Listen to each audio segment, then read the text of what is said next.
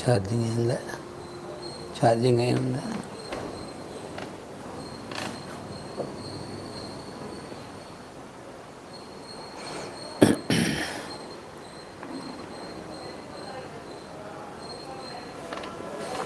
వాసుదేవ. హరి ఓం.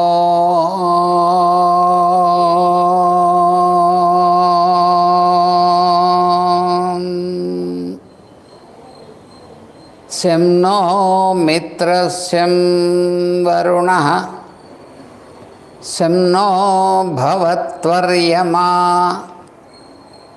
శం న ఇంద్రో బృహస్పతిః శం నో విష్ణురుక్రమః నమో బ్రహ్మణే నమస్తే వాయో త్వమేవ ప్రత్యక్షం బ్రహ్మాసి త్వామేవ ప్రత్యక్షం బ్రహ్మ వదిష్యామి ఋతం వదిష్యామి సత్యం వదిష్యామి తన్మామవతు తద్వక్తారమవతు అవతు మాం అవతు వక్తారం. ఓం శాంతి శాంతి శాంతి. ప్రాచ్యపాశ్చాత్య దేశానాం సమన్వయ విధాయకం శాంతం సౌమ్య గుణోపేతం కృష్ణం వందే జగద్గురుం. ఓం అస్మద్గురుభ్యో నమః. So welcome to all our brothers and sisters. So we are now studying Aphorism 20, where he is explaining about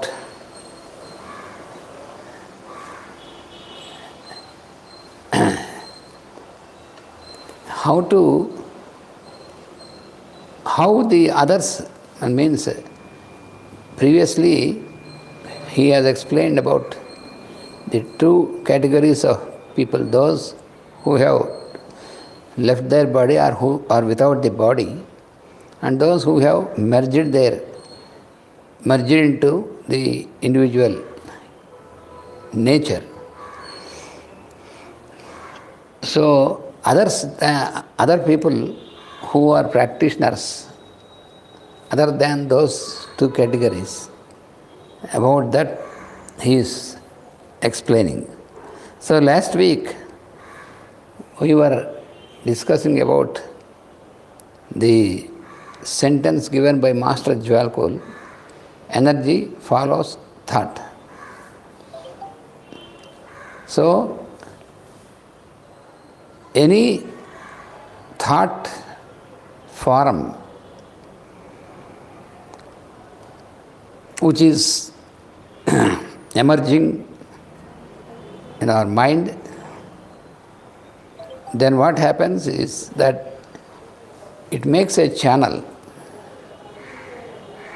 and into that channel energy flows.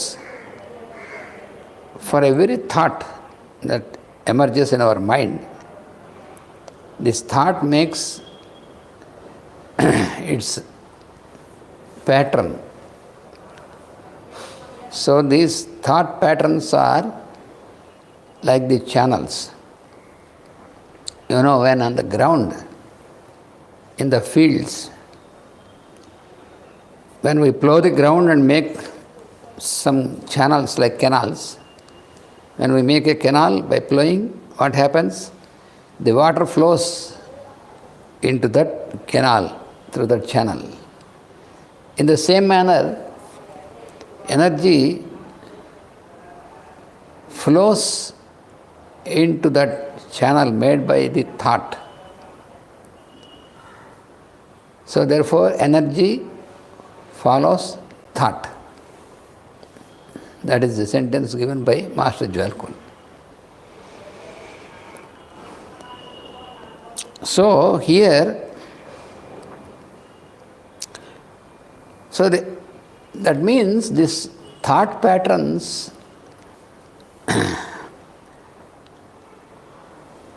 so what happens is that we have energy. Every energy is there in every person. It is there in every atom, so also in every person. So in the thought level, this energy always flows, keeps flowing. Energy flows from one place to another place. So, we have three levels. One is the level, thinking level, or the thought, the mind. Then the energy level. Then comes the physical, material level. So any action, what we produce, that means using our body, when we do any action, this action is possible because of the flow of energy.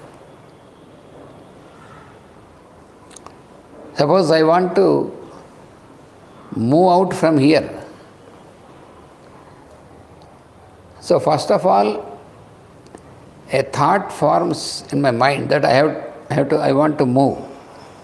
I should move. So then immediately it is followed by energy. So this energy flows through this channel made by the thought. Then it drives the physical matter of our body into action.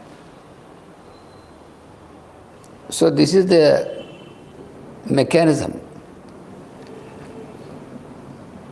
So therefore,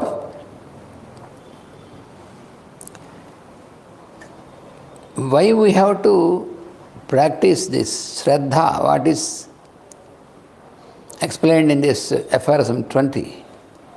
Shraddha is a consistent aspiration. Aspiration is very important because aspiration, it directs us. Aspiration is a thought form. So in our mind we may get some aspiration. So our mind works, and with this we get an aspiration. And this aspiration gets into a thought form. And by the flow of energy, this drives us into action. So for example, one fine morning, we get a thought that from today, let us meditate every day in the morning, at 6 o'clock in the morning and 6 o'clock in the evening, as instructed by Master CVV. So, every day, this we want to do this. So this comes into our mind. Because suppose I read some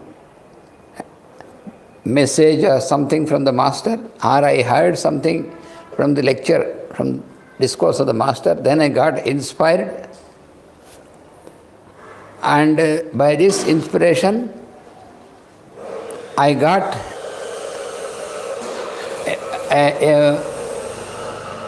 an aspiration in my mind that I should follow this prayer regularly at 6 o'clock in the morning and 6 in the evening. So this is all on the thought level. This aspiration works on the thought level and produces a thought pattern. Then the energy flows. Then we get into action. And then we make everything and then sit in meditation and prayer. 6 o'clock we close our eyes and utter Master's Namaskaram, and then we start prayer. So on the first day, we have a strong enthusiasm, because this enthusiasm is a faculty. When we get some aspiration, then we get this enthusiasm which drives us. This is a faculty, and all this works by the energy, because this enthusiasm is also on the thought level. But when it has to get into action, then it needs energy. So this thought makes a channel, and then energy flows into it, and then we get into action. The result is that we start, in this example, we start to meditate at 6 o'clock because we have a good enthusiasm. On the first day, we are very enthusiastic. We said, I felt that I have to meditate, I have to rectify myself, I have to elevate myself. So I started to meditate, sit in the prayer 5 minutes before or 10 minutes before, get ready, and then exactly at 6 started to say Om and utter Master C.V. Namaskaram, all these things. So very enthusiastic, I felt very fantastic, very, very wonderful. Everything is very wonderful because the first day. So closing my eyes, I have seen in the prayers some experience and all these things, and after the prayer we discuss with the people here, how do you feel, I feel like this, all these things. And again meet in the evening, again at 6 o'clock, close the eyes.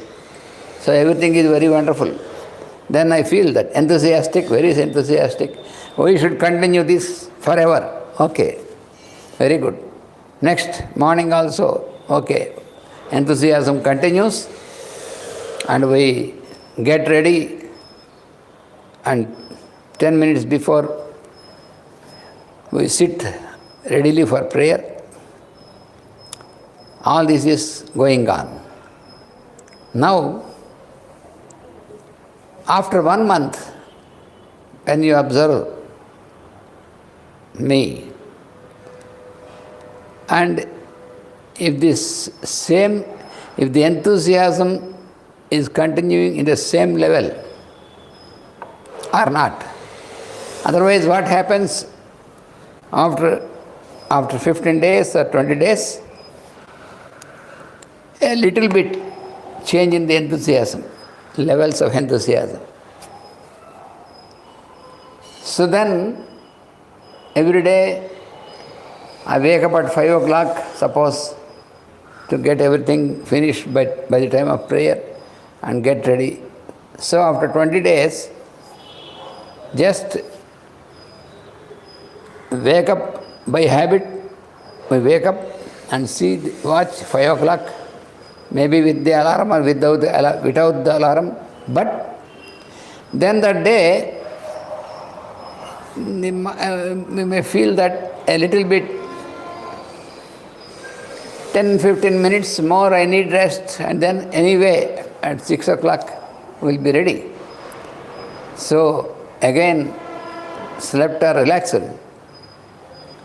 and then I got awakened 5:30, and then very quickly jumped out and then got ready. And then every day 10 minutes before I was ready, but today, because there is less time, I rush, I jump out, and just 1 minute before I sit in the prayer.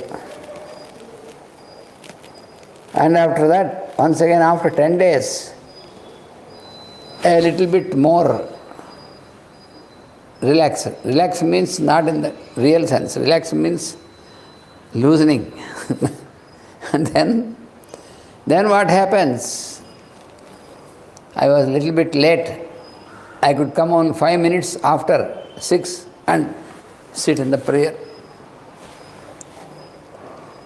After a few days, another 1 week or 2 weeks, one day I feel that today how some work to finish.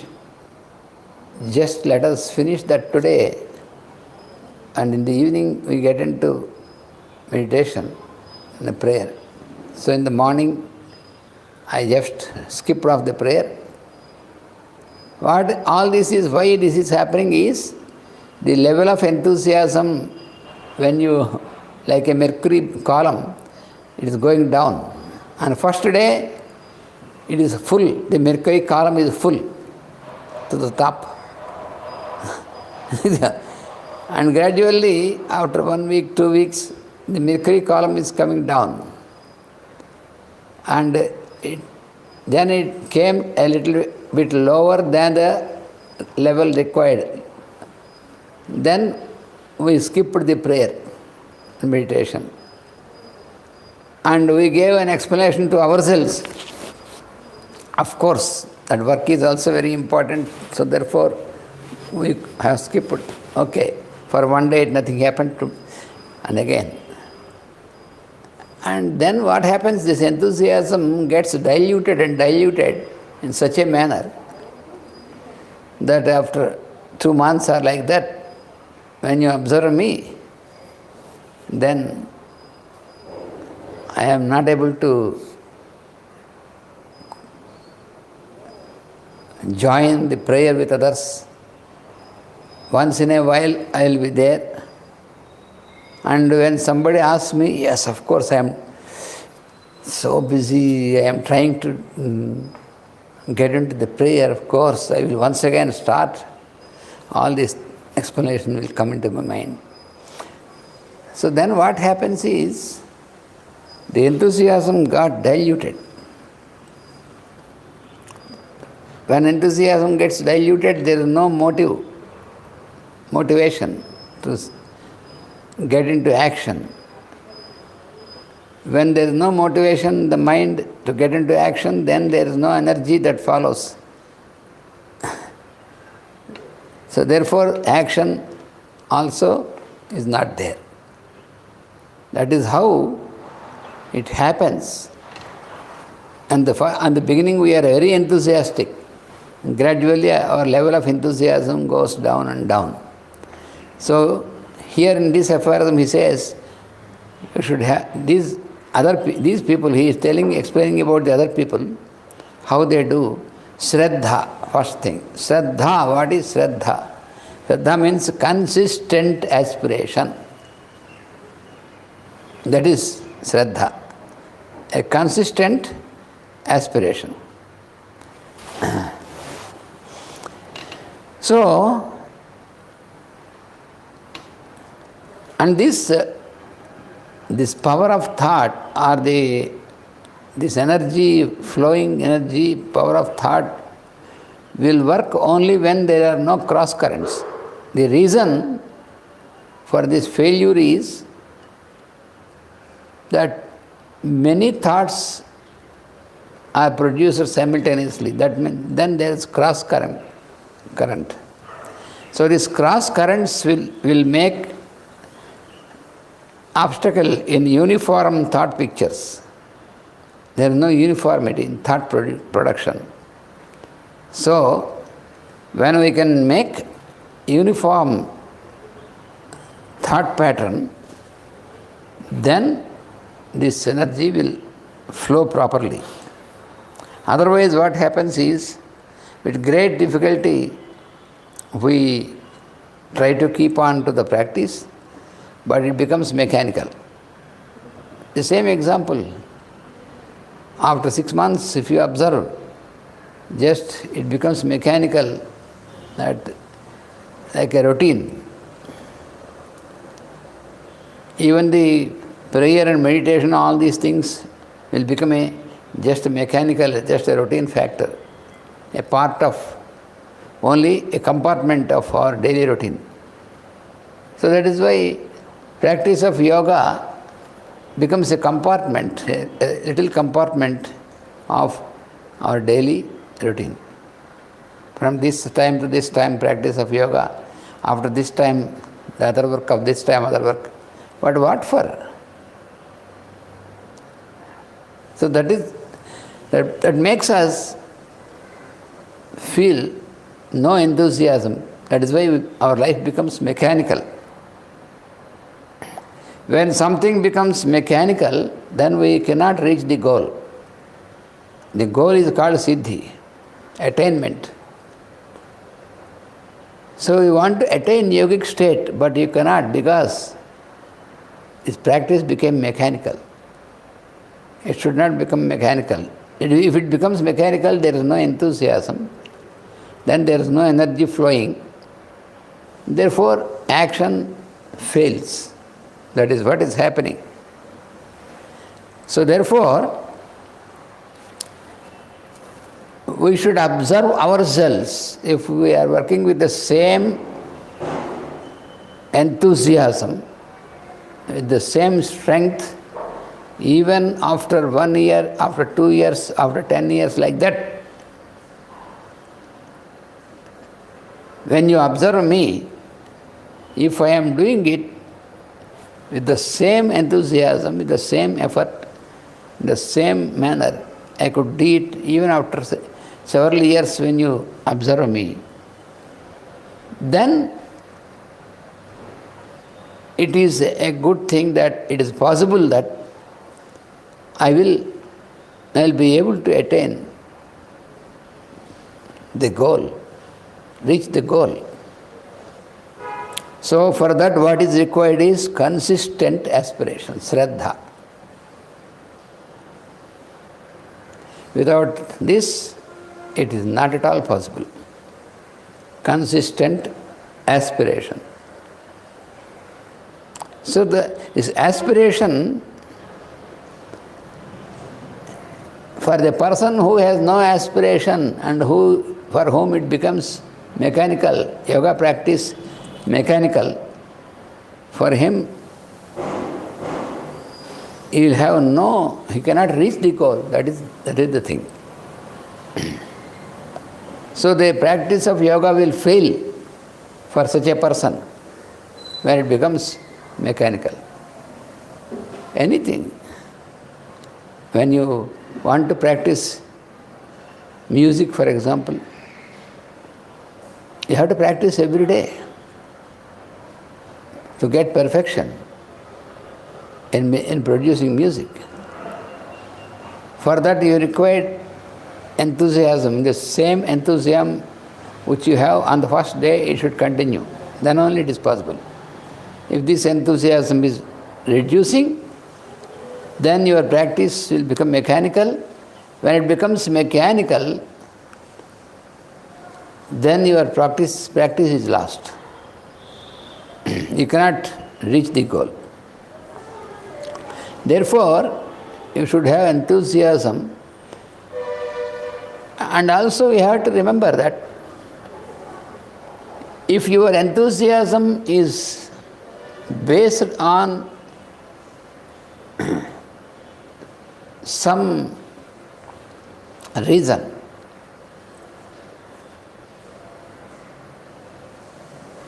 so you should remember that your enthusiasm should not be attached to any conditions. Unconditional enthusiasm, that is very much required to reach the goal. Unconditional enthusiasm. Why you are enthusiastic? No, it is just like that. Enthusiasm for the sake of enthusiasm. You see, enthusiasm for the sake of enthusiasm. Unconditional, there should be no condition, no reason. Why you are so insisting that every day you want to be ready 10 minutes before 6 o'clock to be in the prayer. Why? There is no condition, no reason. It is like that. Because I am enthusiastic, I feel enthusiastic. That is why I do that. So if you are really enthusiastic, that this question fades away from your mind. How long I have to do, why I have to do, all these questions will disappear. So, there should be no condition for the enthusiasm. So conditional enthusiasm should stop. That is very important. Enthusiasm for the sake of enthusiasm, that is the only condition. That means enthusiasm should be your habit. It should become your habit, that's all. By habit, you should be enthusiastic. Then only it is possible. So that is what is called consistent aspiration or Shraddha. That is the first thing.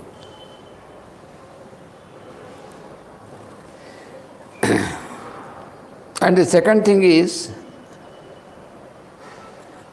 the power of effort, which is called virya. Virya means very potent effort, power of effort. It should increase day by day.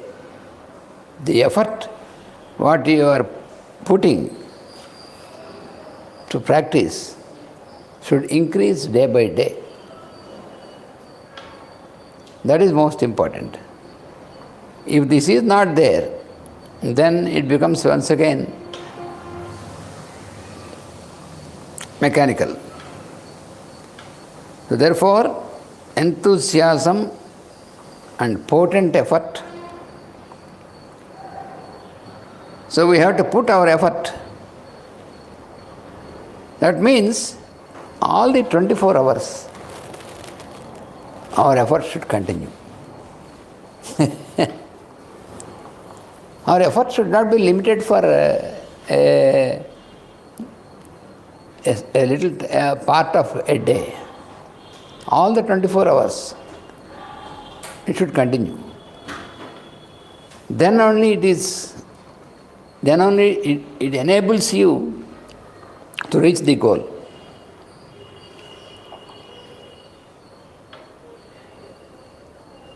So, first is consistent aspiration, and the second is potent effort. That is very important.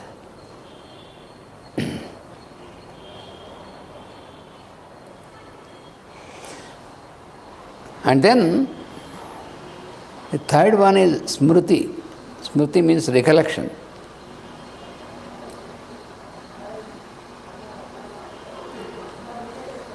What is this recollection? That means when we want to do some work, we keep this in mind that we want to reach the goal to be stabilized in the yogic state. So we automatically do the action also according to that. That is smriti. That means the goal is always remembered. You will not forget the goal, where we have to reach. We will not forget. Therefore, constantly we go on like this. So that is very important.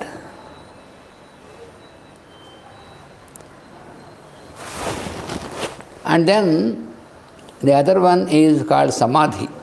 Samadhi means attainment. Actually, this samadhi is the eighth one of the 8 steps of the yoga practice. You know, the yoga practice constitutes 8 steps. It is Yama, Niyama, Asana, Pranayama, Pratyahara, Dharana, Dhyana, Samadhi. So, that is the ultimate step. Attainment or Samadhi is the ultimate step. So, what is Samadhi? That means when we focus our mind upon something, then our mind should get dissolved into it. That is Samadhi. Suppose there is a good music, a very harmonious, very good music. We focus our mind to that. By listening, our mind is drawn, we focus our mind to that. Then if our mind is dissolved into it, and mind is not existing anymore as in the state of mind, only music is existing and everything is dissolved, then that is called Samadhi. Is an example for Samadhi. So, Samadhi is attainment. That is also, it should be like that you should be able to sustain this for as much time as you prescribe. That is also. So you should get dissolved. So whether it is meditation or anything, you get it dissolved into it.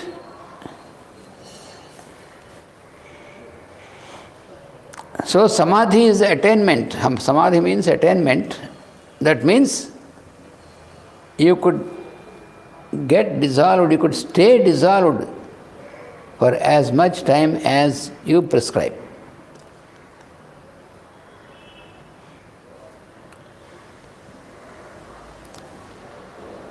So the meaning of the word Samadhi is that when you apply your mind upon anything, upon something, so then your mind should disappear. Only that something should be there. That is called Samadhi. Further, we will study about Samadhi later, because that is the 8th ultimate step. We will go more deeper into Samadhi at a later time. Now, for the time being, you have to remember that. So, Shraddha, consistent aspiration, and Virya, that means potent effort, and recollection, and Samadhi. And then there is another thing is Prajna. Prajna is conscious existence. That is called Prajna. Conscious existence is called Prajna.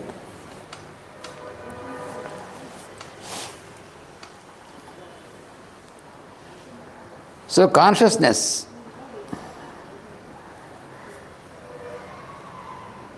that means we have to be conscious of our practice.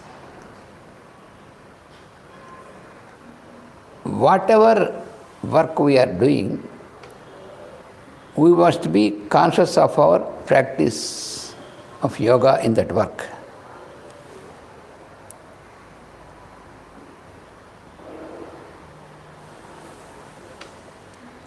So whatever work we are doing, suppose we are taking food, so we must be conscious at how we should behave as a practitioner of yoga in taking food. How do you have to behave, for example? First of all, you feel like taking food only when it is required for the body and when it is indicated. That is the first requisite.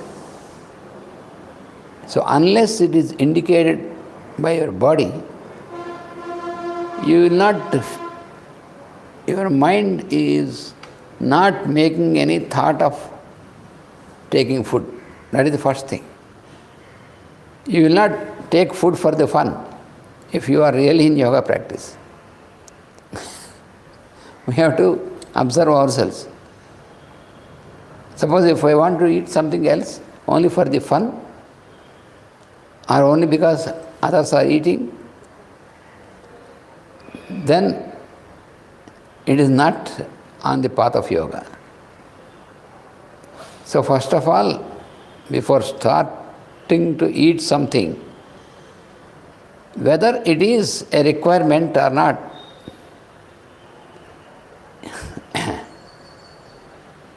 eat whenever it is required.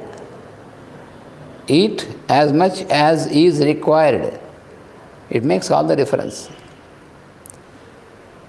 If I think that eat as much as I require, no, it is not yoga. Not you require, as is required.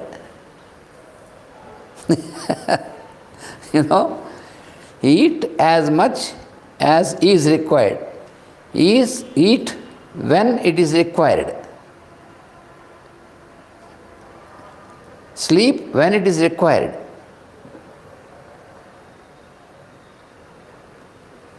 Drink when it is required. Drink which is required. Eat which is required.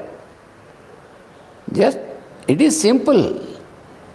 There is no ambiguity, there is no difficulty. It is so simple.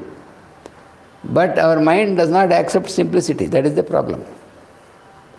If it is so simple, our mind just skips off.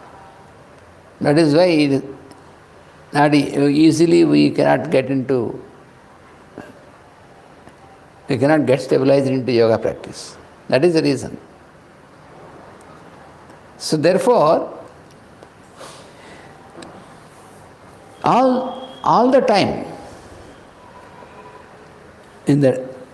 as long as we are awake, all the time, we should be conscious of our practice of yoga. So whatever you do, that is what in Bhagavad Gita Lord says, that whatever you do, whenever you eat, whenever you offer, whenever you do sacrifice, and whatever you meditate, all these things surrender to the me in you. Surrender to the me, the I am in you.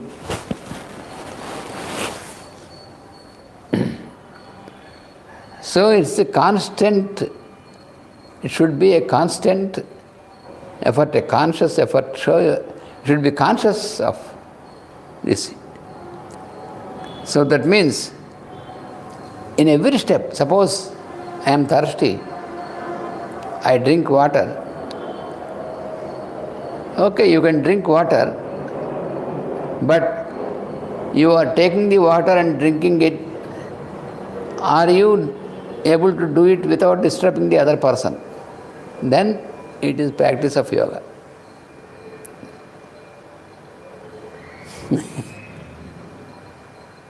When I am walking, by the way of my walking, if I am creating disturbance to a person, we must be conscious of it. We have no reason to disturb the other person. Through our thinking, through our speech, through our action, in any manner. If you can do it, you are on the path of yoga practice. We can check ourselves, observe ourselves. So that is why we must observe. We must stand as an observer. We must observe how our mind is thinking, observe how our action is going on. We must be an observer. Then only we are in practice of yoga. So when we are walking also, in our every action, minute observation should be there. For example, if we are on the corner of a street, and then at that corner we stopped our two-wheeler vehicle and sitting on that chatting with the friend, or you find some people, when they get any call or mobile, immediately they stop.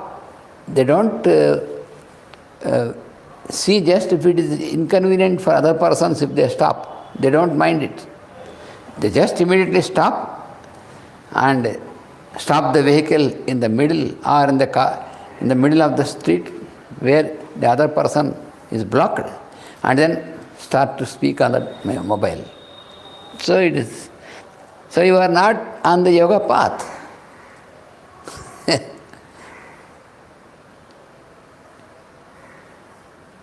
So you should be conscious in every moment, every work, everything what you have to do. You must be conscious. You know, in the 12th chapter of Bhagavad Gita, which is called Bhakti Yoga, and the book of devotion, what the Lord says, how can you recognize a real devotee? By what?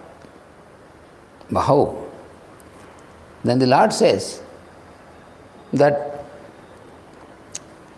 if you are not disturbed by the presence of other person, so if you are not disturbed by the presence of any other person, and by your presence if you are not disturbing other person, then you are a devotee. Devotee of the Lord means, devotion means not just sitting before the Lord in the temple or anywhere and chanting and doing this and this. Not just, this is a practice for that, but real devotion, real bhakti is whether a person is devotee or not, you can, by this you can recognize. A real devotee is never disturbed by the presence or behavior of other person. He is not at all disturbed. He is stabilized in himself. And he, by his presence in any way, does not disturb the other person. These two are the main things which will determine whether you are devotee or not, whether you are a yogi or not. Devotee or yogi, the same.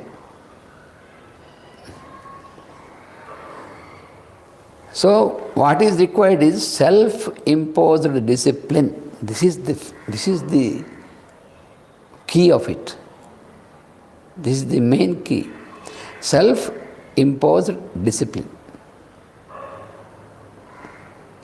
So one need not impose discipline on the other person. You impose discipline by yourself. This constantly we have to do that.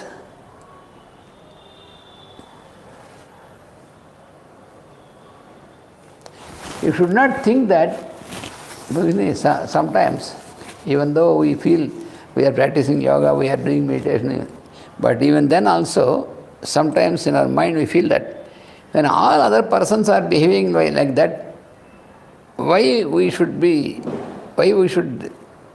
just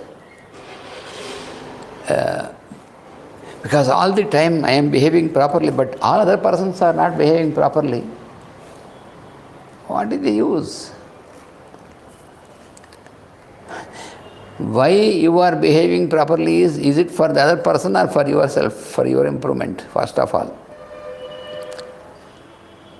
If our behavior is proper, it is for our own development, not for others. This we have to remember.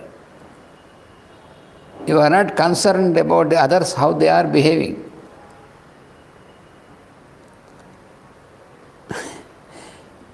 all this will be a disturbance and obstacle in your advancement, in your progress in the yoga practice. You have to eliminate all these things. So therefore, self-imposed discipline is most important. You go on the right path. Why you think of others? Why he is not on the right path, he is not on the right path, she is not doing... Why you are concerned about this? You are concerned about how you behave, that's all. If other person is not behaving properly, that is not your headache. Rectify yourself and make yourself perfect. So,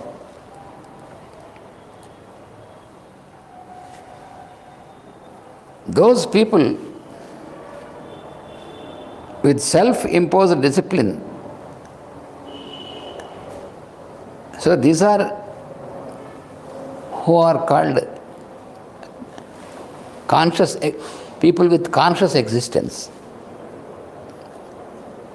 They are called the aspirants. They are the liberated persons. So for these people will not go into bhava pratyaya. Bhava pratyaya means basis for rebirth.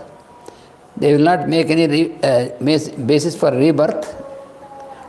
Those people who have this self-imposed, who work always with self-imposed discipline, and all the time they are conscious of this yogic way of living, so then they are those who are called aspirants, real aspirants. So this is very important. Most important is we should always be mindful of how we have to behave, how we have to do, not finding fault with others.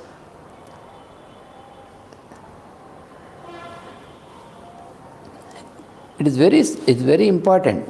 If any person feels that other persons are creating obstacles in the practice of yoga for him, that means there's something wrong with him only. There are some persons in the family, he feels that, oh, my wife and children and all these are disturbing. Every person in this house is disturbing me. I want to practice yoga. I want to get perfection. But everything is disturbing me in the house. Who is disturbing you? It is your own mind which is disturbing you, not others. You know what happens for such person? Master has given a wonderful example. There is a person working in an institution, in an office. So he wants to do his meditation, he wants to make his meditation and the practice of this, and he arranges everything in his room, in his meditation room, and before sitting in the meditation, he instructs his wife, be careful, don't disturb me. I must concentrate myself in my spiritual practice, in my yoga practice. So, don't disturb me. And then closes his door of meditation room and closes his eyes and sits straight, erect in meditation. In a few minutes, there is a knock at the door. Who is that? And the wife, I am knocking, please open. Opens the door and he is angry on his wife. Why you have knocked at the door? There is a telephone call from your boss. From the boss? Then he has to run to and then he speaks to the boss. If he cannot tell his boss, why you are disturbing me? He cannot dare to speak to the boss. Why you have disturbed me during my yoga practice? He cannot disturb. He will shout at his wife. He cannot shout at his boss. So, the boss said, you have to come to the office half an hour before today because he has special work. So he has to close his meditation and then he has to run. So for that day, his yoga practice is gone. So he is very angry. Upon whom he is angry on his wife, what she can do. So next morning, he said, today, once again she told him, he told her, today, don't knock at the door. I don't want any more disturbance. I want to be in yoga. So I closed the eyes. Again, after a few minutes, knock at the door. Who is that bloody fellow who knocked at the door? The wife. He is very angry. I told you not to knock. Shh, don't shout. Your boss has come to visit you. Huh? He has come to the house. Then he closed the door. He went there, invited the boss. So the boss was there for 1 hour, speaking this and that, until the office time. And then he has to run to the office. So he says, awful in my life. Every day somebody is disturbing me. Oh God, I try to practice meditation upon you, but why everybody is disturbing me every day? So this continues until he realizes that who is disturbing is his own mind, not the other persons. So until then, the Lord will keep disturbing him in the form of his wife or in the form of his boss or in any form, until he will get out of this thinking about others. See, this is an example given by her master. So therefore, we have to all the time be conscious existence, that is called prajna. So these are very important things.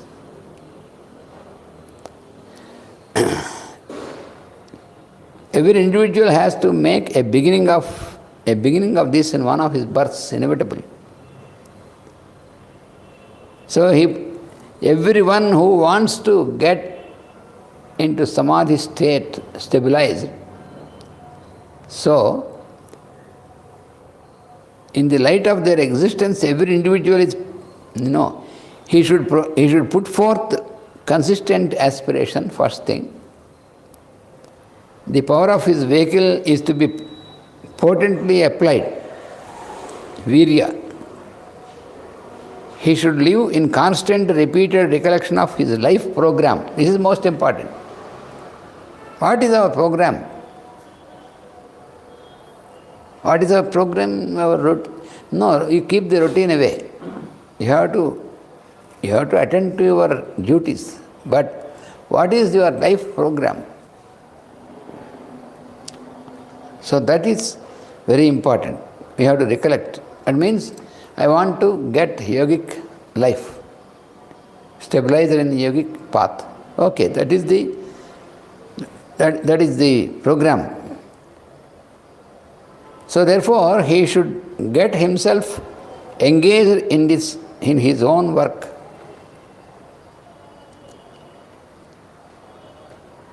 So for this, you should not feel that others are disturbing you. As long as you feel that others are disturbing you, it is only an aberration in your mind. You have to realize this.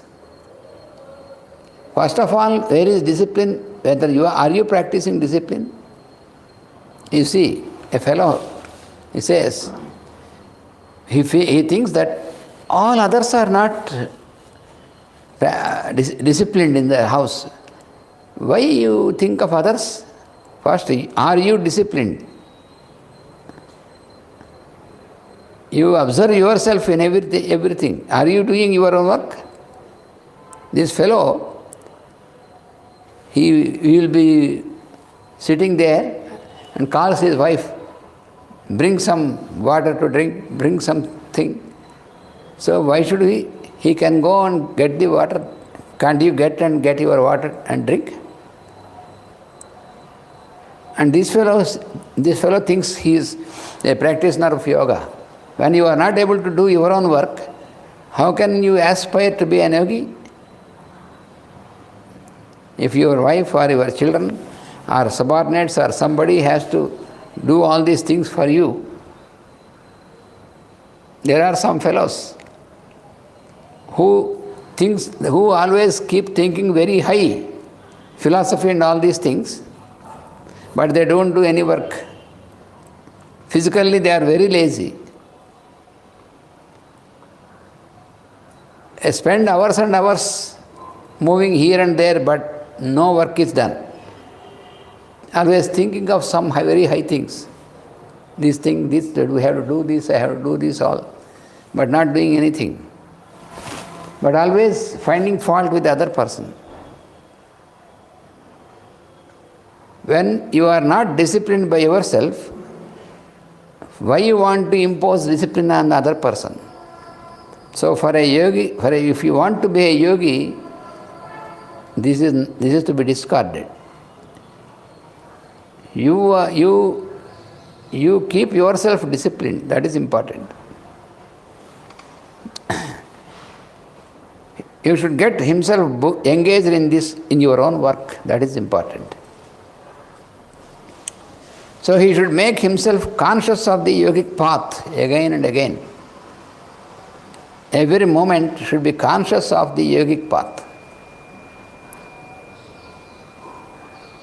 So when this aspiration gets strengthened, when it reaches incandescence with these efforts, then he becomes a yogi. Then only you can become a yogi. Until then you are not a yogi at all. So if you want to be a yogi, you have to practice this. Discipline for your advancement yourself, not for others. That is most important.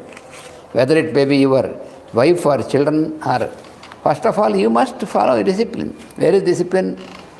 You observe yourself whether you are disciplined or not.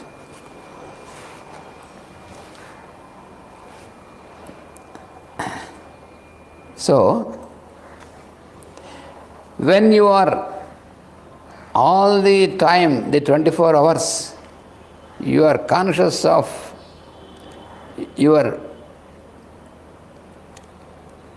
yogic path which you have to follow, then it is called intense effort. So he is going to explain this intense effort in the next aphorism, 21. In the 21st aphorism, it is said, Tivra samveganam asannaha. Tivra means intense. Samveganam, that means for those who speed up systematically. Asannaha means readily attained. That means for those who speed up with systematic intensity, the spiritual consciousness will be really attained. It is called spiritual consciousness. The spiritual consciousness or yogic state will be readily attained.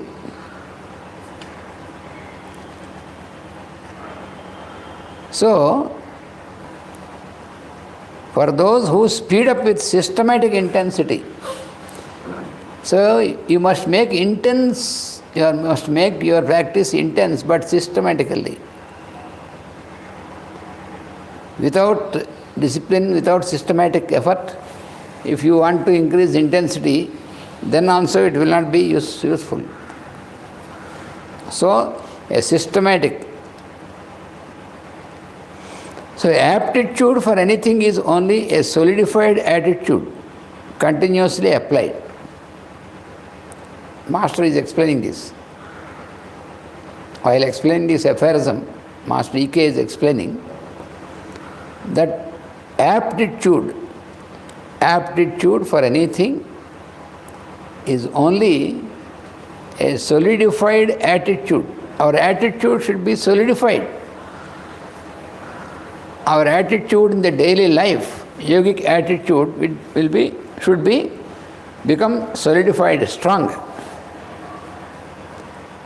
Continuously applied, solidified attitude. So, it must be applied in every action, in every thought. That is very important. So, before it becomes your attitude, it does not go through qualitative decomposition.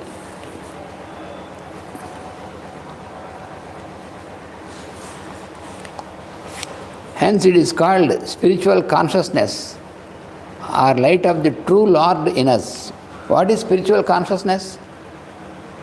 Spiritual consciousness means the light of the indweller Lord in us. That is spiritual consciousness.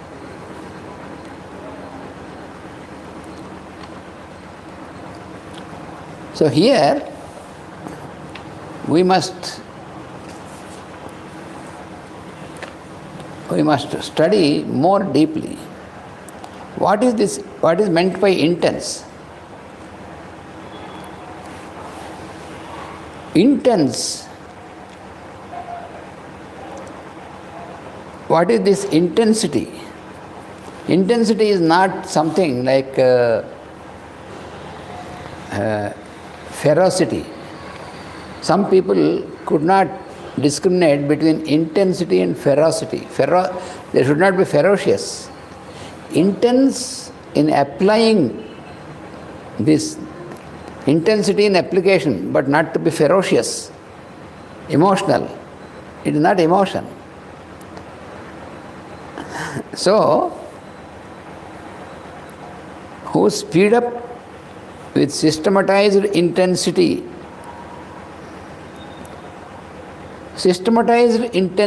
disciplined, systematized intensity.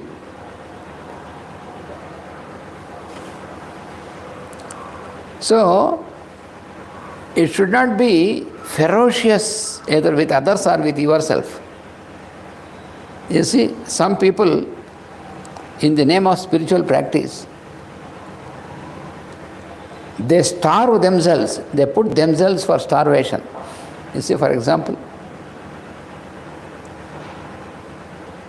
there are some people who say that I am making fasting. What for? For yoga, for my yoga practice. For my spiritual practice, I made fasting. But fasting is okay, but fasting is not starving. You should discriminate between starvation and fasting.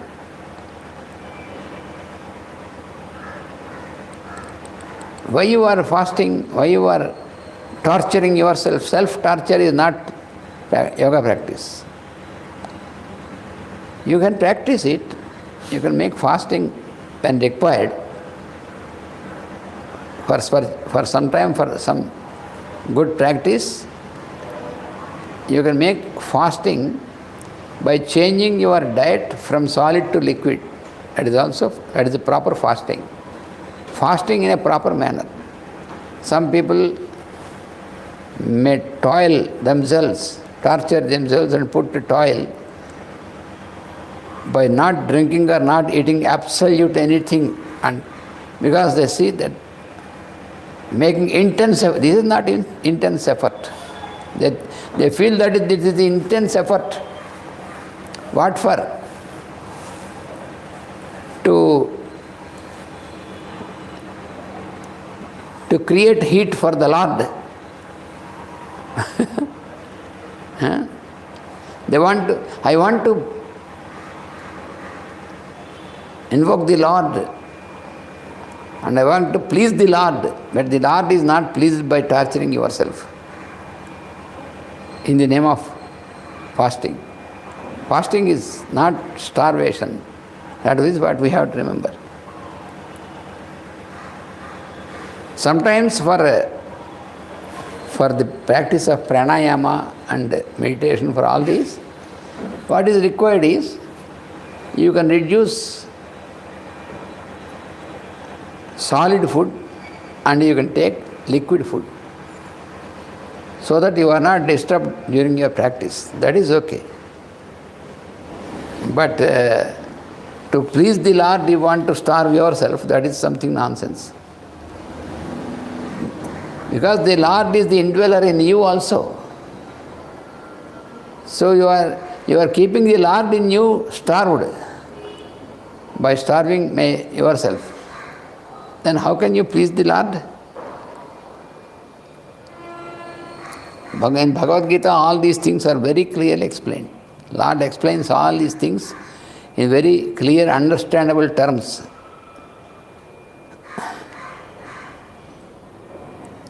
So he says that a fellow who will eat more than required like a glutton is not a yogi.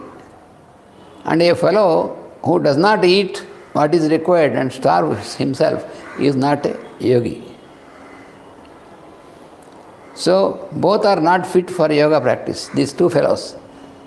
Either the glutton or the one who starves. Both these fellows are unfit to do yoga practice. Spiritual practice is not starvation. That is what Lord explained.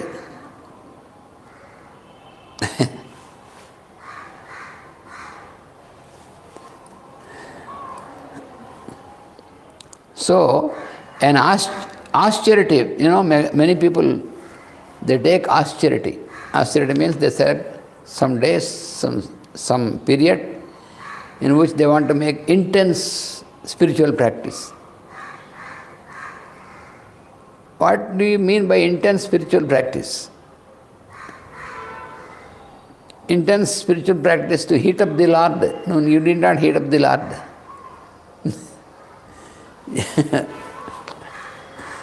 Lord always knows. He is there as indweller in us. So, we have to understand what it is. What is the intensity? Intensity is only in your application, your practice. That is intensity. So, spiritual consciousness or the light of the true Lord, when it has undergone the transformation of attitude and aptitude, it comes down to the realm of qualities. Stimulation of the right attitude transforms the mind and its attitudes back into the illumination or the spiritual consciousness. So therefore, for those who put intense effort in continuous intense effort, then the spiritual consciousness is readily there. That is what he says, readily attained.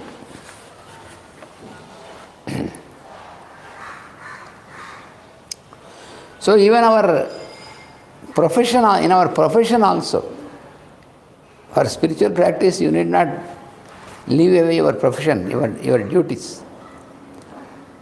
You have to attend the duties, you have to attend your profession. You should not differentiate between your real life, daily life and spiritual practice. You should not differentiate them. They should go together. So therefore, If you differentiate, then it becomes clumsy and difficult for you to attain that spiritual consciousness. So whichever may be the path, but the procedure should be the same.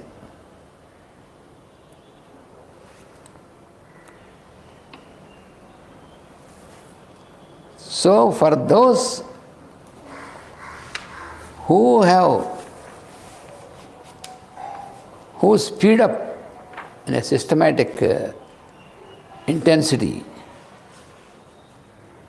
it is already there, attained already.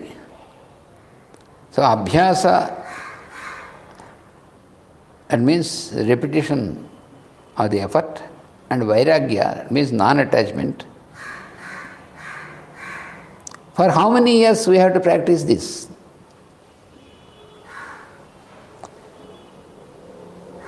If this question arises in the mind of a person, that how many years I have to practice all these things, that means even after many years he will not attain this.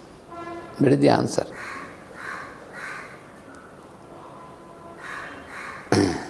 But for those who make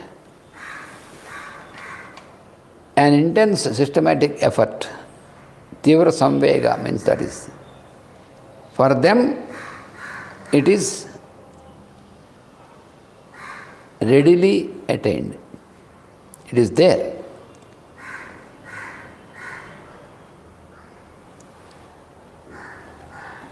That means this effort, systematic effort, should be free from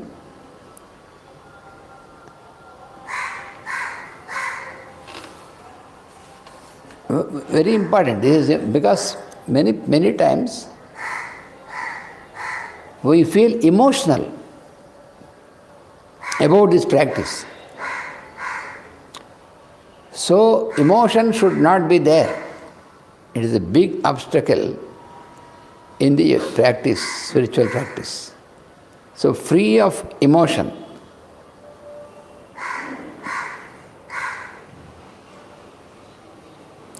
And also, you should, in your practice, you should not feel hurry. A hurried practice is not required. You should not be hurried. You should be systematic, but not in a hurry. No. Intensity is not to be in a hurry. Hurry is not intensity. If you do something in a hurry, then you do mistakes.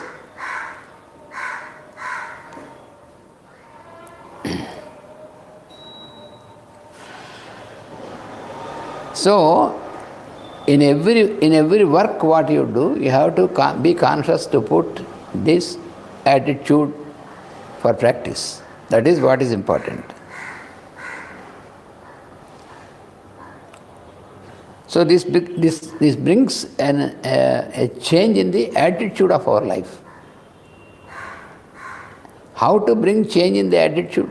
How to bring our thinking, our pattern towards the Lord consciousness? How to train our mind? Master has given an example. You take a little boy and start questioning him. How to bring this attitude and how to train a child? Master has given an example. You call the little boy or little girl, a child, and put a question that who is giving food to you? Then automatically the child says, my mother.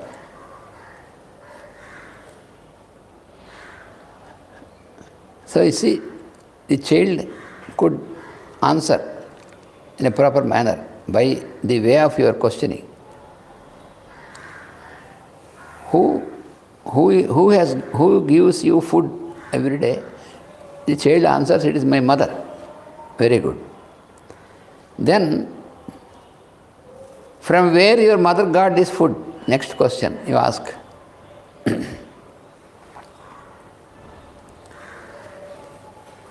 Then the child will a little bit think and says that yes, there are grains in my house, wheat or rice or something. There are grain. So my mother prepared the food from the grains which are there in my house. So child could answer. So you put the next question. From where the grains came into your house?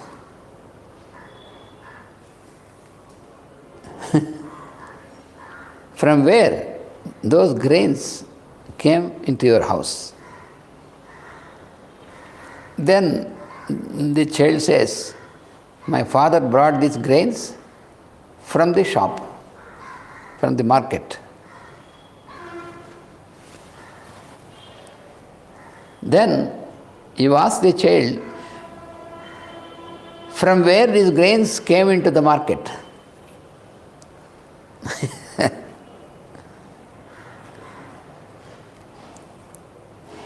Then he thinks, the child, but could not answer because he was not informed by his father any time, because his father was very busy and he could not inform such things to the child. Because his father or her father has more priority towards other things than to educate the child by himself. So therefore the child could not answer from this.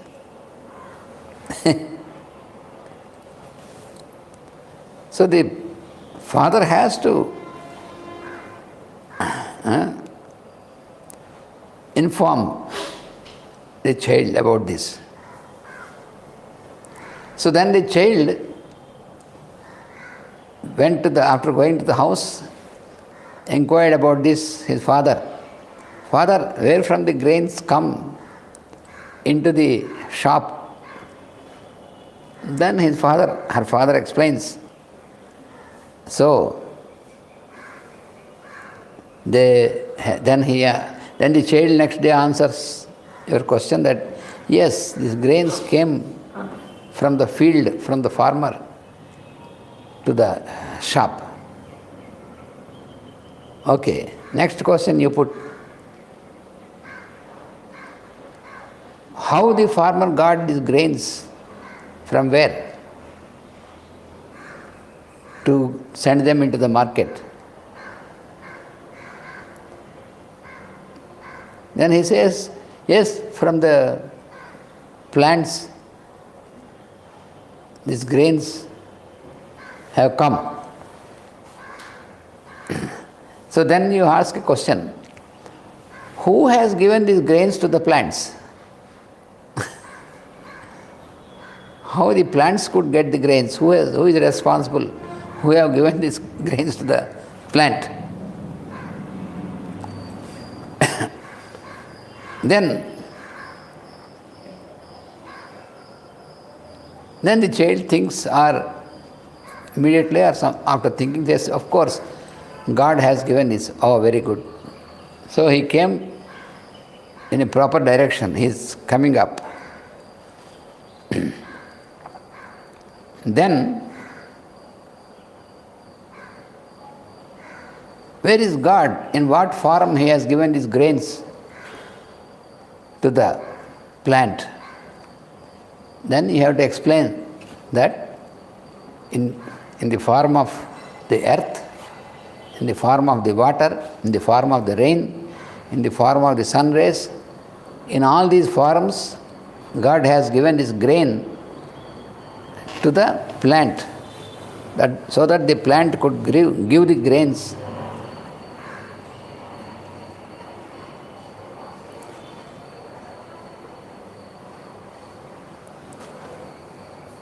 So all these cyclic phenomenon of the water, you can explain to the child, then the child could understand very easily. then he could understand what is meant by God.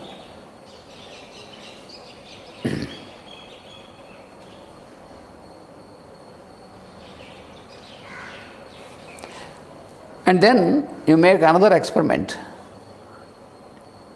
You ask a grown-up person how you are able to make your life and family.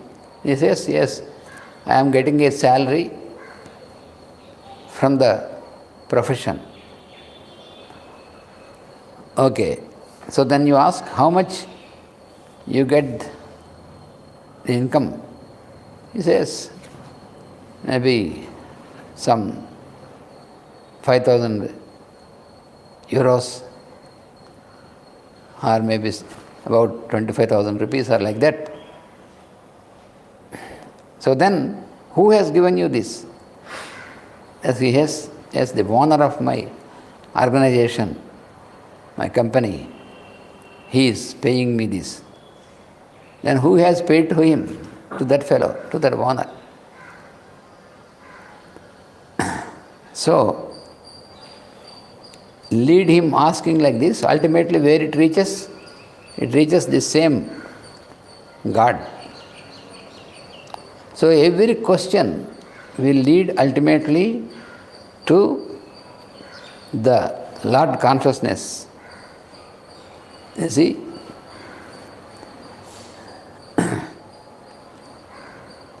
So like this, like this you can lead your understanding, your thoughts, just like how you asked the child, you can ask yourself and lead yourself. Then you will reach. This is by applying in every part of your life.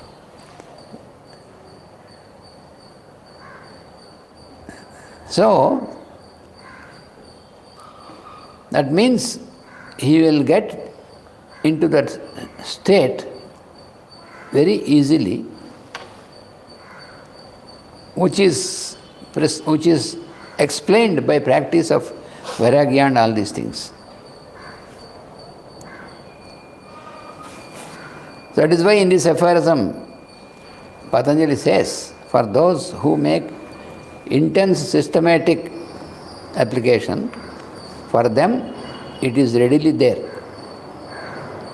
That is what he says. So therefore, you need not think that how many years or how many months or how many years that we can attain this. There is no need for this question. It depends upon with how much intensity you are applying this. That is the only thing. This intensity, systematic intensity, that is what is speed up systematically. Intensity. So for those who speed up with systematic intensity, the spiritual consciousness will be readily attained. That is what is there in this aphorism. So therefore, how much time it takes for us to get into that state, that question will disappear if we know this. So what is required is systematic intensity. That is required in your daily life. If you put this, within no time you can get it, samadhi. You can attain this. You can get into yogic state immediately, within no time. What is required is your application, systematic, intense application. So there are many examples what was given. Master has given a little parable for this. There was a great king in the olden days who was really a great yogi also. And he has his minister also, who was also a great, in a yogic state. So while one day they are going, they have seen a big heap of dust. A very heap of, like a mountain of the dust, white dust, which is from the fire ritual. Somebody is doing fire ritual so intensely that all the fuel which is burnt, the burnt dust became into a heap like a mountain. So this king went there and asked the fellow, "What are you doing, what ritual?" He said, "I am invoking Mother Kali. I want to have the grace of Mother Kali. Therefore I am doing this fire ritual." The king asked him, "For how many years, since how many years you are doing this?" Because all this dust which was produced after you have burnt these sticks, it becomes so much like a mountain. For how many years you are doing this? He said, "More than 30 years. What? More than 30 years you are doing and you could not get the grace of the Mother Goddess? Very strange." The king said. "Yes," he said, "I am doing this continuously for 30 years. So far I could not get the grace of the Mother Goddess." "Okay, let me do it," he said, this king. Because this king is a yogi, great yogi, and also he knows all the rituals. So then he did this ritual, fire offering. He offered the fire, invoking the Mother Goddess. And then Mother Goddess she did not manifest. Then he drew his sword and ready to cut his head and offer in the fire. And then the Mother Goddess appeared there and stopped him. She asked him, "Why, my dear child, why you want to cut your head and offer to me? You are great king. You are protecting so many people. You are a good fellow." Then the king said, "Mother, this fellow is calling you since 30 years. He is doing all the mantras and all these things, doing fire ritual, but you have not manifested. Why? But for me, in very few minutes you have manifested before me. Why you could not manifest for him, poor fellow?" Then she said, "He is not calling me all the years. He never called me. But he is doing all these ritual with all these, uttering all the mantras." That is true. He is uttering all the mantras, he is putting all this offering, but he never made a call to me. That is why I know that he is doing all these things, but he never called me to come. That is why I am waiting for his call," she said. You see, that is how in our life we have to continuously in that attitude in our daily life. We should be consciously, constantly, systematic intensity, with self-imposed discipline. We have to constantly, at every step, keep this, that we have to be in yogic path. So that is what is important. So that is what is explained in this aphorism. In this 21st aphorism, Tivra Samveganam Asannaha means this is the meaning of this aphorism. So this is what he explained in this aphorism. For those who speed up with systematic intensity, the spiritual consciousness will be readily attained. That means you will readily attain the yogic state, the spiritual consciousness. So this is what is very important. So therefore, the practice of yoga, through the practice of vairagya and all this, should not be limited to only just a little part of your daily routine. It should occupy your whole life. So every step you have to be conscious, and you have to apply this in every thought, your every step, and so every action, it should be applied. If you can intensify this, then it will be readily there. That is what Patanjali says. So let us try to intensify our systematic effort in this, to attain this, to be stabilized in the yogic state or spiritual consciousness. And let us, so with this 20th aphorism, 21st aphorism is also finished. Now next week we enter into 22nd aphorism, and till then let us use this time to practice in our daily life with self-imposed discipline. That is most important. Vasudeva. So let us meet next week.